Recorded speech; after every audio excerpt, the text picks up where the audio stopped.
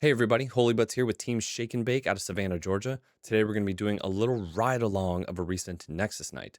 I was piloting Mel, and today we're going to look at my first match against Aurelia. Now, if you like the content, please hit all the buttons, do all the things, leave some comments. If you don't like it, politely leave a comment telling us what we can do better. Before we jump into the GoPro footage, let's take a quick look at the deck list. I ended up enjoying this deck a lot more than I expected. This is not my normal playstyle, and for context, this is heavily influenced by a deck list that Coco Lopez has been running a lot on his recent testing streams, with a little bit of spice from a list I saw by Grenton. The Grenton also had a list out there on Piltover. So those lists are listed below. My list is also listed here. I actually have already made some changes to this that feel a lot better. There were some parts of this that I didn't end up enjoying, and we'll talk more about that as we go through the footage. I'm not going to spend too much time here. Really, the idea is applied researchers really should be the chosen champ if you could do it, but you're trying to just get all your stuff to cost very little, if not completely free. For example, Shock Blast with applied researchers empowered just becomes free. Your top end is that Thousand Tail Watcher, and you're really trying to close out a game with 1,000 tail plus bellows. And the rest is just like a lot of digging. Lecturing Yordle, just another body to keep digging, and then just a slew of removal and other things that give minus might. Now, the legend's not super exciting, but it also gives some minus might out there, which is came up a few times. The champion actually has relevant text. It's got a lot of it, to be honest. The draw card is always nice. The empowered effect is also nice, both sides of it, keeping your stuff from being countered, adding additional minus might for things like Thousand Tails, Smokescreen, Stupefy. That was very relevant and felt great. And then, of course, as we all know, the one reason to play Mel, Rebuttal. This card is gross. The card just overperformed, felt incredible every time I cast it. I wanted to draw a million of them. And then as for the sideboard, couple more removal pieces, something to help with the Kennen Miracle list to kind of pick off their seals with Pickpocket, Turn to Dust, just generic Gear Hate, the additional Bellows for when that's relevant, Kha'Zix, which I didn't end up enjoying in this list, something that might be good against Yi, but that didn't come up in my Nexus Night. Raven Bloom, just another kind of Gear Hate, helpful against Aurora. And then what I really liked is that you can take advantage of your other chosen champ, which gives you the option of putting a removal spell as your chosen champ, which is pretty good. So it's kind of nice to have that extra Mel in the sideboard in case you want to swap out for when keeping your stuff uncounterable isn't relevant. And you actually want to, like I said, put a removal spell in your chosen champ slot, which feels great. The battlefields are all kind of, there's no other way to phrase this. They're pretty douchey battlefields. Vile Mausoleer just is going to keep their stuff at the battlefield, turns on a lot more of your removal, gives you just access to keep killing their stuff. Voidgate helps with a lot of your removal, makes all the damage spells stronger. And then Frozen Fortress just kind of helps get the ball rolling every single turn on their units to either, if it's a 2 might unit, Stupefy now becomes a kill spell and draws a card, of course. But it really just kind of adds some extra chip damage along the way. Let's go ahead and jump into the gameplay. This video was shot at Roll the Bones, a wonderful game store in the Savannah, Georgia area. So normally for these videos, I'm going to ask that you keep the comments on punts to me. However, this first match here against Aurelia happens to be against a teammate of mine, George. So feel free to let us know what we both did wrong here. We're happy to hear it. So I'm leading on Vile Mausoleer. Not really sure what order is right for the battlefields, but I led with this. I'm going to go Voidgate on the play and Frozen Fortress going second. Let's go ahead and jump in. So we do evens odds. I always choose odds. I'm an odd guy. Won the die roll, which is a great start against any deck, let alone against one of the better decks in the format. Let's see what we do for mulligans. Shuffle my runes.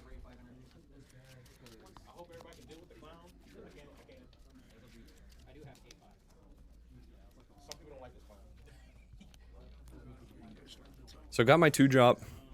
Got one of those, abundance of dig spells in the dredge up, but I'm not really interested in these Bellows Breath in this particular matchup. The only thing is shipping those 2 to the bottom. I know I'm never going to see them again because those are my only 2 in the deck. But like I said, not really interested in that in this matchup. So happy to kind of ditch those and find something better. Lead on the 2-drop, of course. And now this is where things really start looking up. George misses his 2-drop. So now I'm immediately feeling like I'm in the driver's seat. I've got this dredge up, which is going to find me some more gas, and I'm going to get my point here, going to get a piece of gold from plundering Poro. I would say even at this point, this is job well done from the Poro. And so I've got my removal spells. I've got a stack deck to dig for something specific when I need it. At this point, I don't really know what that is, so we're just going to dredge up, and then you know what? So nice, let's do it twice. Dredge up again from the bin. Taking advantage of that flow mechanic. Flashback being one of my favorite mechanics from Magic, so happy to see that make its way over here to this game. So George nearly nearly taps out to play the Sakali. I'm able to get a hold point with this plundering Poro, so this is now, he's getting a promotion. He's done more than I could have ever hoped for. Here's where things get a little interesting for me. I'm looking at this green Akali across the way and knowing I have to engage in combat with this thing if I ever want a chance to remove it. So now I could just pull back this Poro, I can play to the back line, my Ravenbloom student, and I can kind of just let him get his points on his turn and then go from there. However, I'm looking at this Wind and Ghost, I'm looking at this Starcross, and I go, you know what, I'm going to try to force his hand here. I'm up 2-0. Let's see if I can get him into combat so I can use one of these bounce spells on this Akali. See if I can set him back on some tempo a little bit.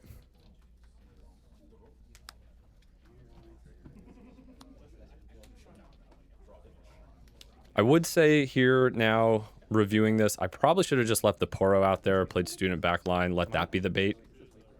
But I think I assessed that this Ravenbloom student is never actually going to get to a relevant might until we get to his Abandoned Hall game. So like his Akali, his Aurelia, they're always just going to outmight this student. At least Poro is going to get me gold conquering on the next turn.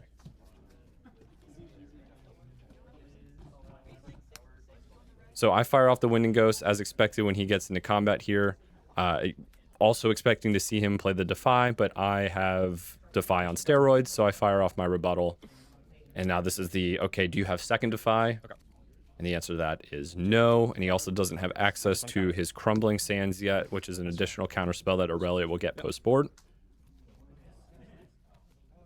However, he does have a nice trick up his sleeve here. It is going to end up costing him because he's going to have to use the Aurelia Legend to burn another rune here. And he loses what I'm assuming is his one of Flash, which is one of the better tricks with Akali. So now that is taken care of, and I do lose my student in this exchange.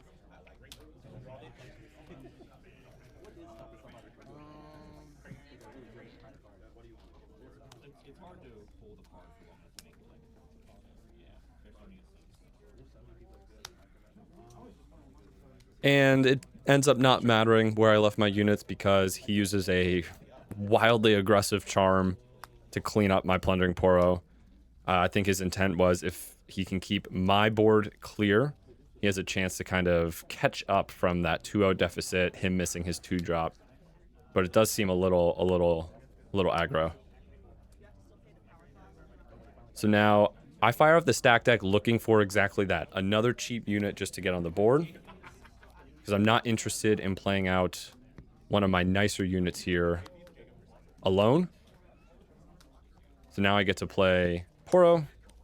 And rather than risking my researchers to another one of his charms, I'm going to actually play my chosen champ, which replaces itself immediately by drawing a card.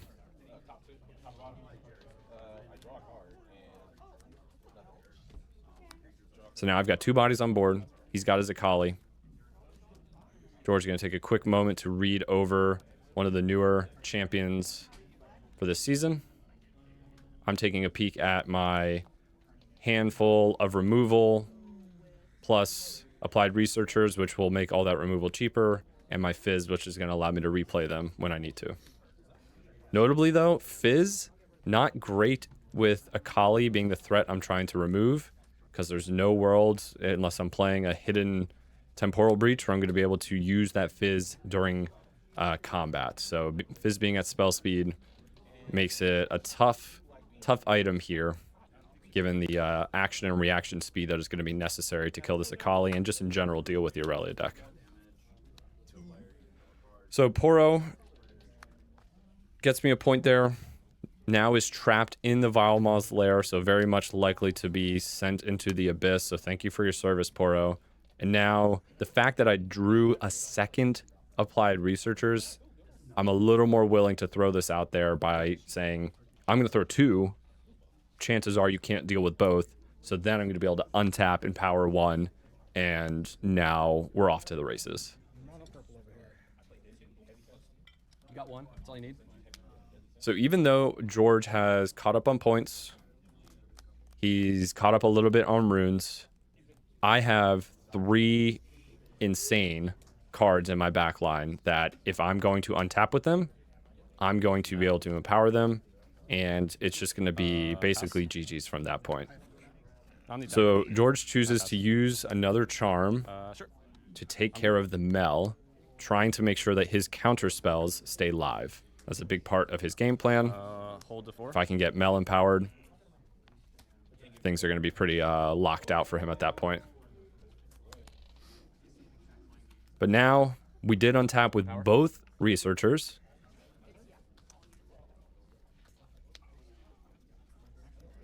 And so we're going to definitely empower the first.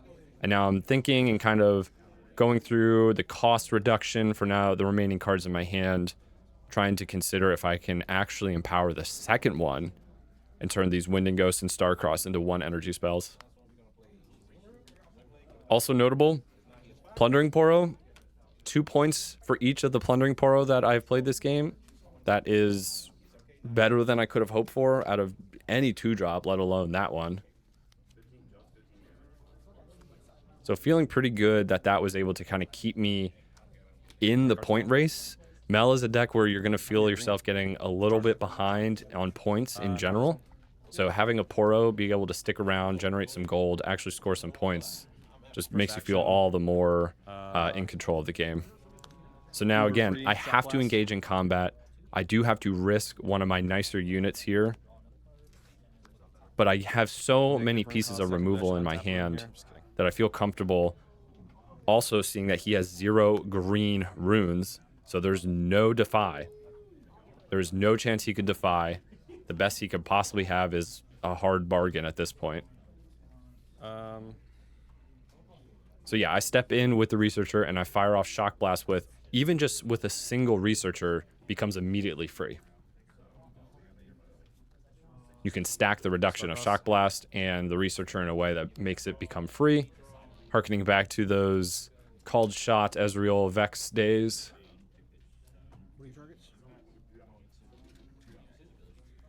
And so now I'm going to fire off the Starcross first, keeping the Wind and Ghost in hand, which, generally speaking, I've had a hard time with this deck being able to have a unit I'm okay to Starcross back to my hand. We're actually going to see that come up here in later games. So the fact that I have that Poro, and not only do I have that Poro, but I had him stuck on the Vile Maw's lair, it's like a perfect opportunity to say, okay, let's just get that back, get him back into safety. I get this body that's probably not going to be super relevant, but he doesn't have many bodies, so maybe just any body is good enough at this point.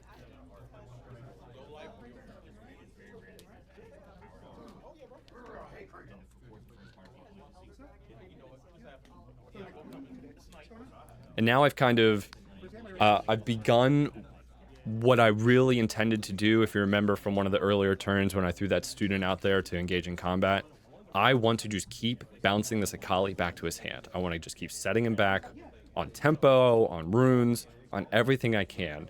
Now that especially I'm at this like 5-3 point advantage, we just want to keep bouncing this back to hand, back to hand, back to hand. And so now this is where things get pretty spicy, because he's used a number of resources to ready this Akali that he played this turn, and I of course have the Wind and Ghost that of course costs a total of 1 energy thanks to 2 empowered applied researchers. George is reading the card for the second time this game, hoping it says something that it doesn't actually say. And now my game plan is really coming to fruition here. This is now the second time I've been able to bounce that Akali.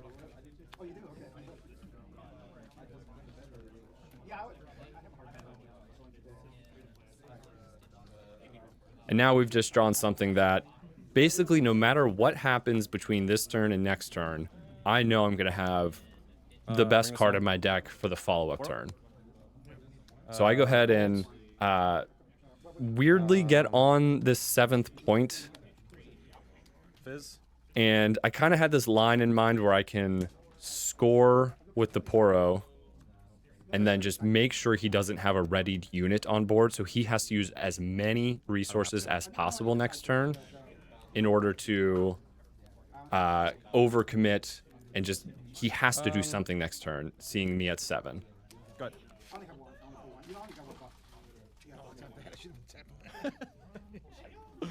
Oh man, it's all right. It works. It works. Yeah, we know what's happening.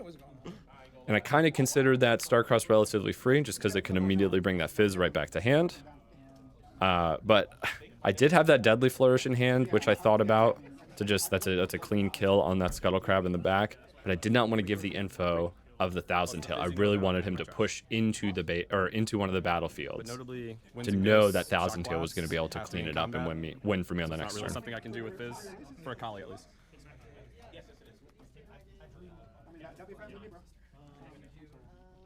So I think George is really feeling the squeeze at this point. He's trying to find a way with 2 4-mite units in the back, a unit he immediately has to deal with, so he has to ready something and get frisky.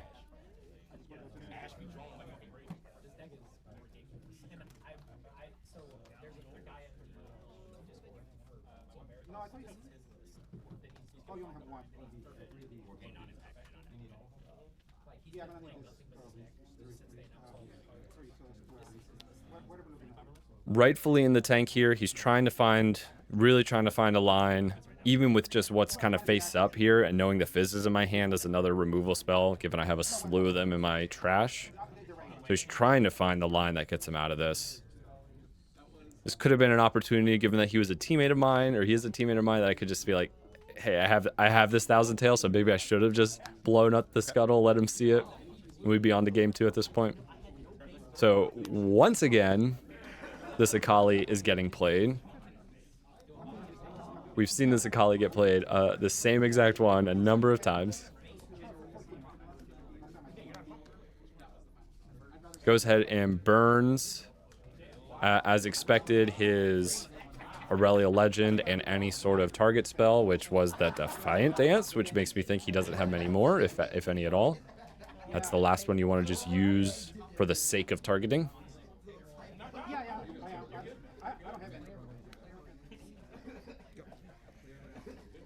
Jams Akali in, cleans up the Poro, of course, and then just passes the turn with a few runes up. So now I'm looking at, I've got Thousand Tail, I've got Stupefy. I feel like there's no world in which I lose. I do make a slight mistake here that, if you think about it, there was a way that he could win against the attack that I send into him with the cards that are available in Aurelia.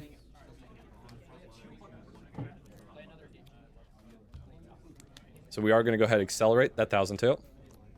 And now you're even going to see I'm going to consider the attack I should have made, which was Thousand Tail plus one of these other units. I think what I marked was a potential ride the wind out of this to go to the other side, and then I'm going to have a harder time fighting over that with just my 2 4-mite units. And if I had only a single 4-mite unit in the back and he ride the winds over, then I have a hard time kind of closing out the game, and then who knows what can happen on his turn when he untaps. So now he picks it up, we're on to game 2. So that's my sideboarding. Those Deadly Flourishes kind of got stuck in my hand, take them out. Bring in the Gear Hate, which is the typical thing you want some of against Aurelia. I kind of overboarded here, it feels like. I definitely didn't need the Ravenbloom Prefect. I needed maybe 1 or 2 Turn to Dust, and that's it. The Kha'Zix, I mentioned this up front, ended up not being a fan of them in this list. Maybe in a slightly more aggressive tempo style they might fit in, but I didn't really have a way to utilize him in any of the matches I brought him in at this Nexus Night, so he's kind of lost.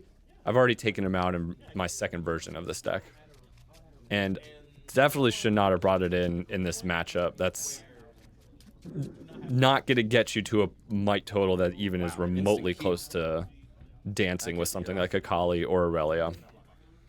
So I think that was just flatly wrong. The deadly flourishes didn't feel great.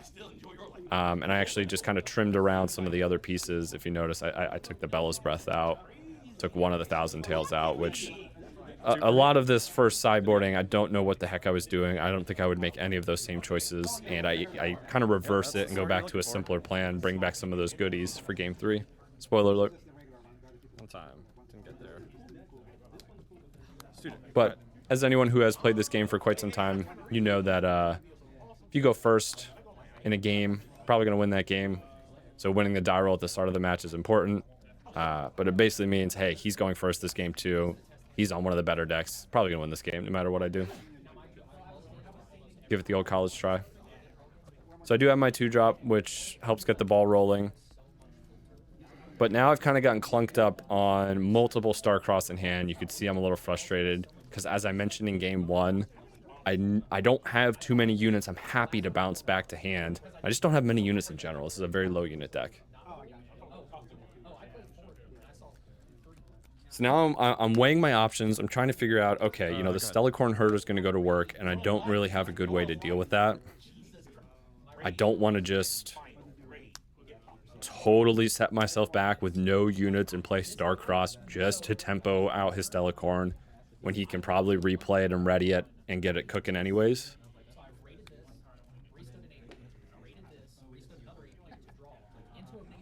So not feeling great about this game.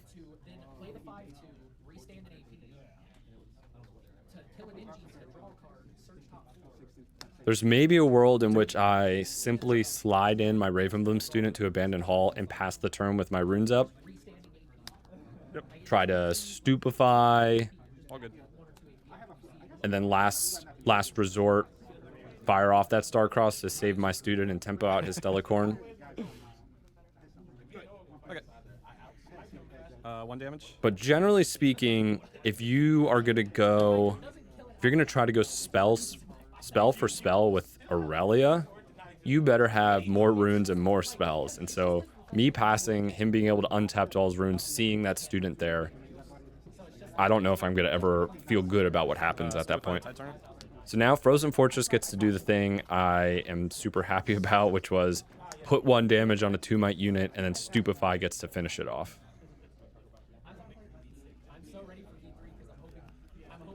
So I have rebuttals as backup for whatever he might throw my way. And I'm really scared of this Stellacorn Herder. It's already gotten a decent turn. If it has another one, I'm probably very cooked. I'm probably very cooked already, but we're trying to make some moves here to see what we can do. So I'm going to use the Dredge Up really as a +1 might on Ravenbloom student. And the fact that its spell speed is a little awkward with that Abandoned Hall that I'd like to take advantage of. So I'm going to march in there now. I do have the more might to start. He's going to fire off what I'm assuming is the weakest pump spell in his hand because it still gets him there. And I'm going to say, okay, I'd like to take that, see if I can really win this exchange. I'll decide when potential resolution here. What ends up happening here throughout this combat, though, is I felt myself getting pretty all in, and I just still kept pushing more and more chips in. And I ended up losing a lot of runes. I used a lot more resources, and it doesn't actually get me that far. And so I really feel like this game got away from me early, and I wasn't making the best choices. I wasn't giving myself the best chance. Ravenbloom zone. 1, 2, 3, 4. Net +4. Also miscalculated here on how much might this Ravenbloom student has. Things get wonky with that rebuttal. First time playing the deck. So rebuttal should have been 2 might out on its own thanks to Hall student. Me stealing the On Guard should have been 2 might on its own thanks to Hall student. And then the On Guard itself was an additional 2 might from what the spell actually does. I had already gotten +2 might from Stupefy and Dredge Up. So I should be at +8 on top of Ravenbloom's 2. Thankfully, it ends up not costing me because he fires off the juicy pump spell. And I'll go down to 6. And I have rebuttal number 2 to say, yeah, we're gonna make sure that doesn't go through. I don't have to steal it. I'm well ahead on might at this point. And so, again, sitting here now, I got that wrong, and even with the wrong might, I'll pass back. it still wasn't enough. So that's why I took a moment there and I realized, oh, that Defiant Dance doesn't actually get him up to enough might. I'm still winning this exchange, or it's on board, it's a trade. But then he taps out for this discipline. I go, okay, no harm done, no harm, no foul. I get to kind of get out of jail free here for messing up the might. Score. And then I get the kill. And now this is where I don't know any reason to ship this Mel up for this point. There's almost no world in which both my units survive here.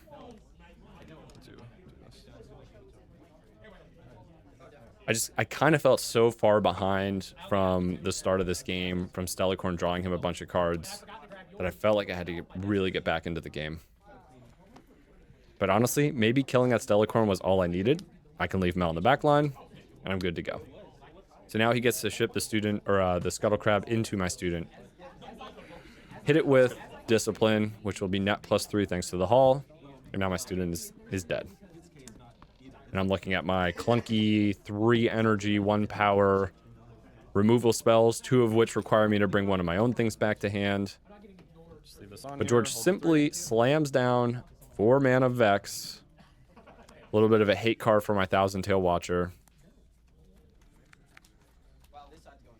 And here I am at 5 runes in a dream. I've got this piece of gear hate, which ends up not coming up. George just never sees any of his gear, but I'm going to go ahead and develop my back line.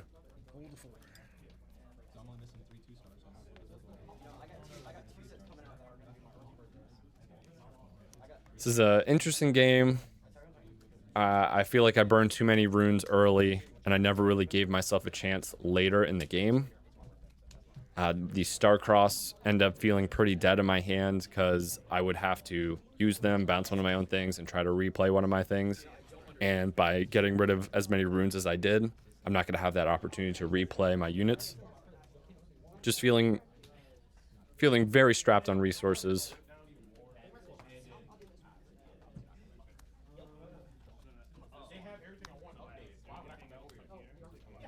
how many damn skulls you got? George is going to develop a couple crabs in the back and then do one of the scarier things that Aurelia can do. Pass with a unit on Abandoned Hall with a bunch of runes up. And I've now drawn my second piece of gear hate, thanks to my overboarding for this particular game.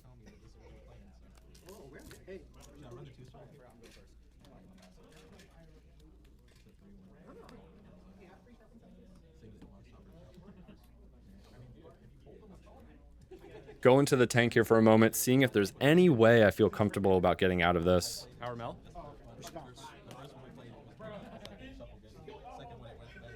And now here's where everything starts falling apart. And it was I knew I had lost the game at this point. I paid 3 in an attempt to empower my Mel. He responded smartly to that attempted empowering and star-crossed Mel back to my hand, and one of his Scuttle Crabs back to hand. Which, again, I keep saying it about the Star-Cross in my hand. I don't have a unit I'm happy about bringing back to hand. He's got Scuttle Crab, which is like the best unit you want to bring back with that, outside of Fizz.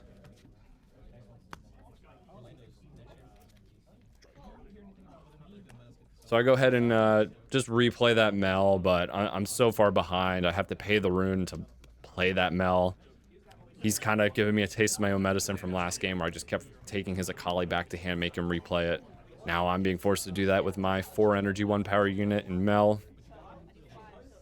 And you just feel the game slipping away. So, you know, I could have star-crossed the Poro and his Vex and gotten in there and maybe scored with the Prefect, but there's almost no world in which that results in anything positive. He's going to ready something with all those runes up, all his cards in hand.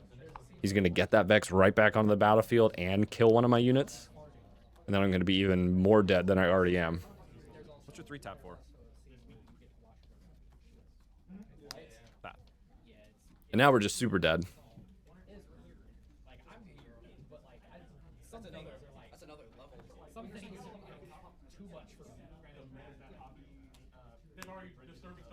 So now he's done the 2 best Star-Cross you can do, one of which bounces his own Scuttle Crab, the second of which played from his Fizz to bounce his Fizz.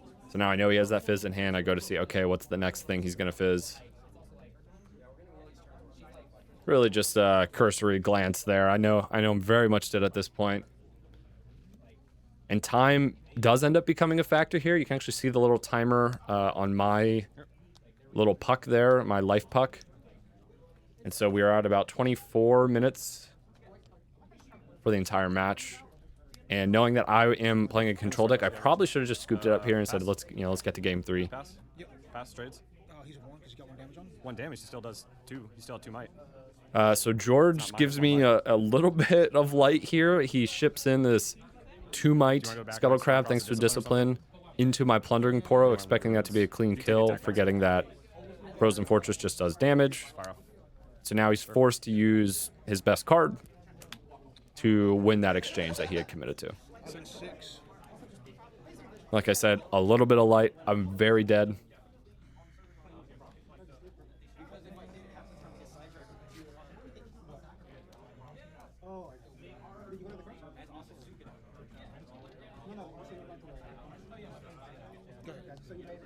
So he's dead. You see my hand? Now Scuttle has died.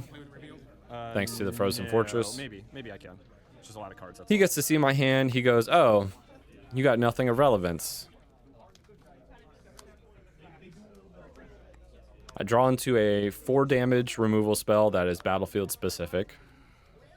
Not great at this moment. Feeling super dead. Trying to even process and consider what could I draw that gets me out of this, given my limited rune count. Just given everything. Not feeling good.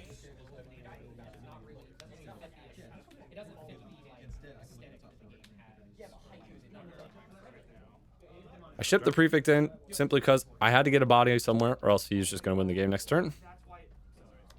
I go digging for something.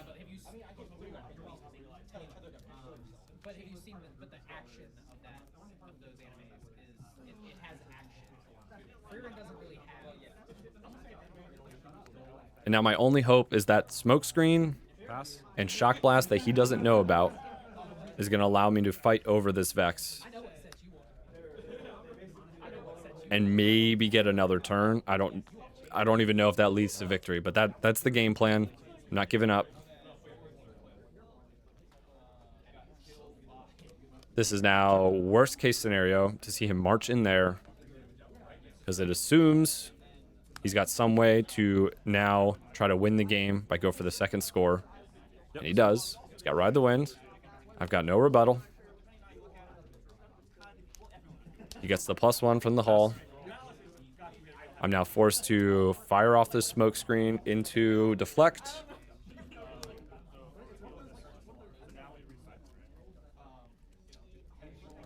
And George, as expected, I hadn't been able to really engage in a spell battle earlier in this game. So he had the Defy, and then, as expected, I say, hey, I'm going to try Wendigo, so you have another counterspell. And he goes, yes, I have Crumbling Sands. I say, okay, on to game 3. First. So as I mentioned, I did change up my sideboarding a little bit. I took that Ravenbloom Prefect out. That should just be for Aurora. I don't know why I brought that in. I was just scared of the potential gear that he never ends up seeing in this entire match. I believe I take the Kha'Zixes out, or maybe one. I think I maybe left one in. But we did get... So that opening hand's pretty good. I got my Researchers. Good to go. And I've got my 2-drop. And so I go ahead and ship the Bella's Breath, which again I'm not excited about in this match. And I ship the stack deck because I have plenty of dig. I'm probably going to see another. And of course, Scrybug. The 2 cards I mulligan were the 2 cards I drew right off the top.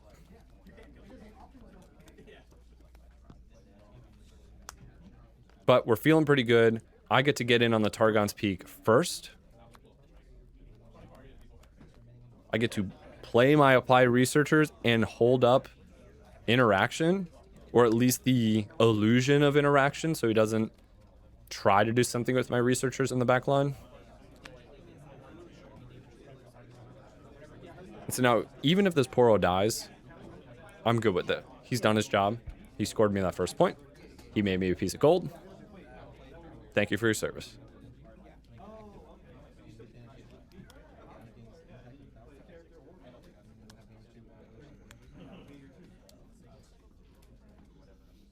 So interestingly, George presents a trade. Pass. Which I didn't expect, and so I kind of was stunned for a moment, and I didn't really know what to make of it, of what he had. So I said, well, let me at least try to draw like a Stupefy and make him do something. And would you look at that? And so again, friendly match between a teammate. I'm not even going to try to hide what happened there, so I'm going to go ahead and just be like, yep, the card I hit, that's the card I wanted.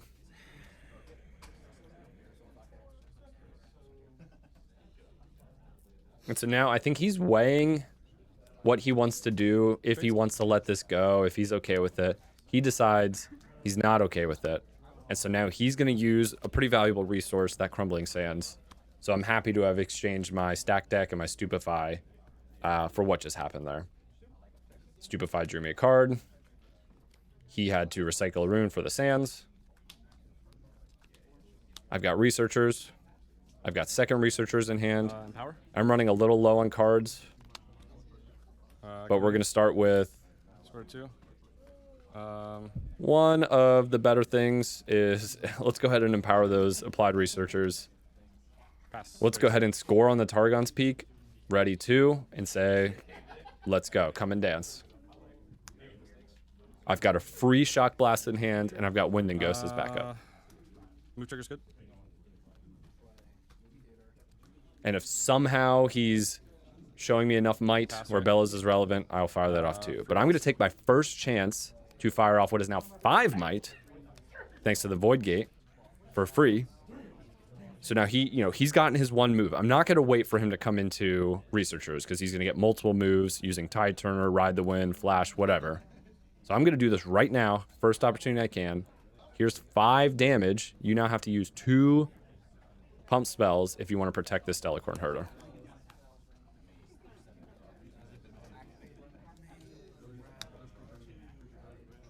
And so it all works out. We kill the Herder. He taps out, close to taps out to play Aurelia. Passes the turn. My Researchers lives to see another day. Scores me my 3rd point on the hold. I'm now up 3-0. I've got an empowered applied Researchers. I've got 2 decent pieces in my hand. This is where I get a little loose and greedy. I see he has Aurelia. He has 1 rune. And in my mind, I go, this is going to be costly from a deflect perspective, but Researchers help stave that off a little bit. Technically, this Smokescreen and Bellows, if he does nothing, will kill this Aurelia before it does any work. So it costs this, and then that. But I'm really thinking on this one. This is very risky. It's very greedy. I mean, any sort of piece of interaction he has here is enough to intervene. And so I'm going back and forth, back and forth. Do I want to let him just go dancing with Aurelia? Do I want to try to pull the trigger here now? Can I beat whatever this 1 rune is? I think the answer is very evident that there's no world in which I'm beating anything he could have, any amount of cards he has. 1 Unguard beats this. A Defy obviously beats this. Saving grace here, though, is rather than letting me do this and then defying the next thing, he defies the first one. So I say, okay, I don't have to burn any more resources. I don't have to use the Bellows Breath. I don't have to recycle for the deflect to play that. Okay, I discarded my Smokescreen. That was a mistake, but it could have gone a lot worse. 4. So jam out that Chosen Champ. Draw a card. Not going to empower it immediately because I need runes up for potential interaction. We're back to the game 1 game plan. I want to bounce this. I just want to get this. Send this back up. Take this back to your hand. Replay it, please. This is as cheap as can be. I'm basically playing. Costs 2. Cost 2. I'm paying 2 and a power only for the deflect. The power of the card itself is not being paid, thanks to researchers. 2 in hand. 3. And he accepts. Deal. So the tempoing game plan is back on the agenda.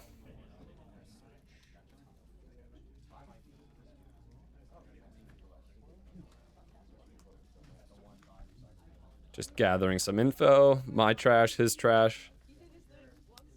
I like to do that when my opponent is kind of thinking through their things rather than taking up that time on my own turn. 60 minutes can be tight, especially when you're playing a control deck. So try to take advantage of those little moments when you can, when you're not the one with priority.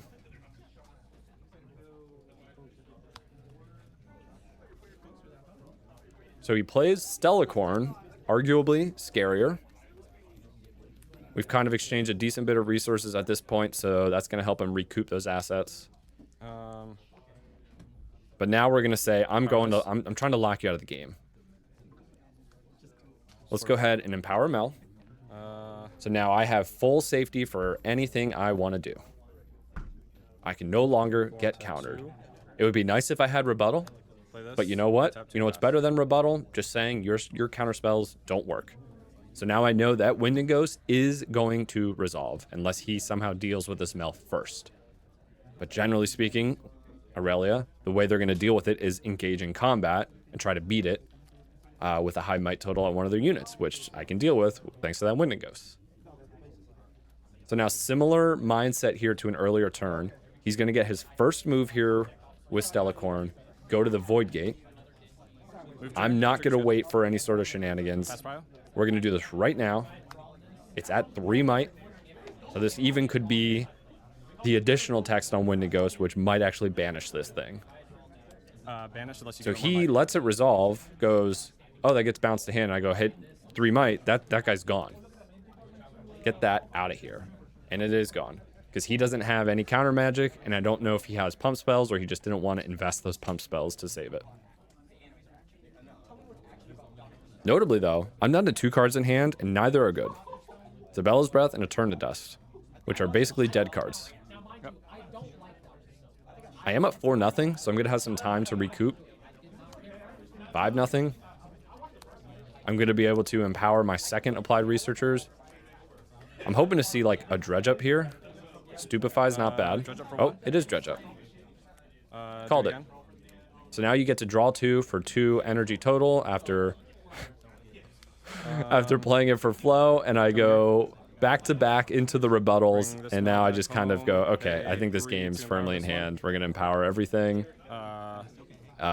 You're not going to be able to do anything of note because I'm going to counter it or steal it, and you can't counter me back.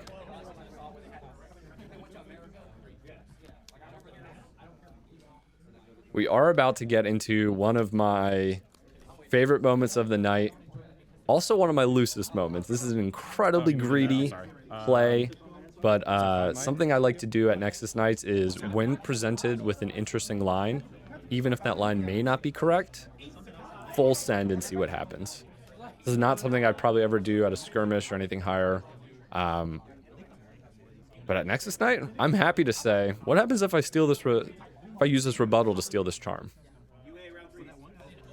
and not just steal this charm. Cards, you got a lot. But where am I going to send his unit? And one of the big considerations here is that I don't have to pay deflect. The charm's already on the chain. You pay the deflect to get it onto the chain. So I do get to target this Aurelia for free. I also don't have to pay a power to cast the rebuttal, thanks to my researchers. I will, however, have to pay the power on the resolution of the card. I'm gonna do it. To do the extra step of, hey, I want to steal that. And let's dance. Deflect is part of...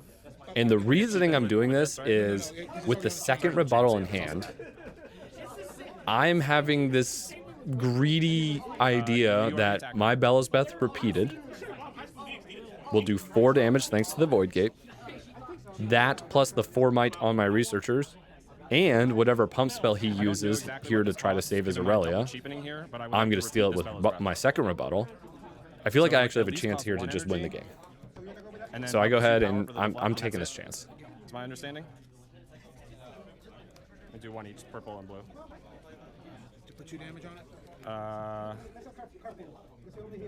4 Because damage. Aurelia is currently sitting at 5 might from its initial readying of this turn. George is trying to run through all the different lines, calculations of how he can get through this. The Bellows resolves, does the 4 damage. I'm holstered. I've got the rebuttal holstered, ready to go. Because I know he's going to play something. We are up against the clock here, so that ends up becoming a big part of this, unfortunately. That would be plus. But I think I kind of run through what would have happened, and it all works out. So he plays On Guard, targets the Aurelia, uses the Aurelia Legend to immediately ready it. So that's 2 might before On Guard has even resolved. Let me see here. So This is obviously the worst pump spell he has, but if it resolves, he's already in a winning position 6. You're to be at 9 might, 4 damage marked on Bellows, and then my 4 damage from the Researcher won't be enough. So I'm just forced to fight over this and steal that On Guard and get my own might.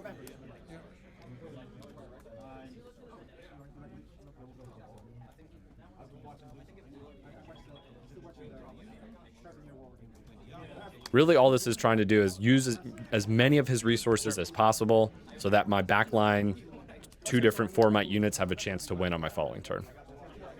So he rides over just to get his thing to safety. He's able to clear that damage because now that showdown has ended. Makes a pretty good play here to say, no, I'm coming back. You started this. I'm going to finish it. So he gets in. Again, uses another resource. I see he has very little cards in hand now at this point. I'm not sure why he did that. I think that's just simply a way to get more might on my turn. Getting that Aurelia Legend ready, which is actually a cool play. But he goes ahead and sees the time, and he says, no, you got it. I also then, I have Stupefy, I have Mel Legend, I have second Stupefy off the top, and then the Kazakhs that I left in to kind of win any battle that would have happened. We take a look at his hand, and he's got 2 counter spells that are totally useless thanks to my Mel champion. So a hell of a run. This deck felt very fun. It's not my usual play style, as I mentioned. It's something I'm probably going to be playing more. I don't know if it's super great. I made a few loose lines there. I feel like George did the same. But it's something, like I said, I'm going to be interested in playing some more. Thank you guys for watching. Please, like I said, hit all the buttons, do all the things. Tell us what you liked, tell us what you didn't like. Tune in next time. We got plenty more content for you guys. Find us on all the socials. Find us on Twitch.